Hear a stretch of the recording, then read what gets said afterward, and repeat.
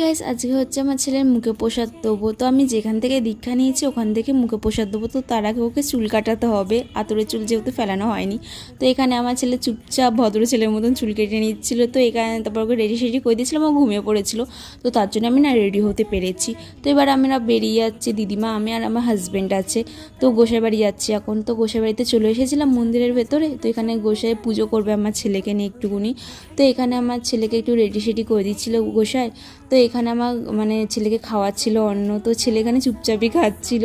তো এখানে না মা গোসাই ছেলেকে পেন, খাতা আর পয়সা ধরতে দিয়েছিল। আমার ছেলে না পেন ধরেছিল, জানি না পেন ধরলে কি হয়। এখানে আমি একটুখানি ভিডিও করব, তো ওর ছেলে তাকাচ্ছিল না। তো এখানে আমি ননদদের বাড়ি চলে এসেছিলাম, আগে এসে এখানে ছেলেকে খাইয়ে নিয়েছিলাম।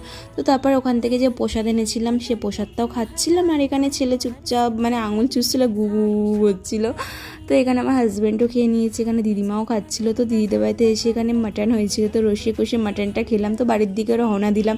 তো কালকে যেহেতু রং খেলা, তো এখানে বিশাল ভিড়, এখানে সবাই রং কিনছিল। তো ভিড়টা একটুখানি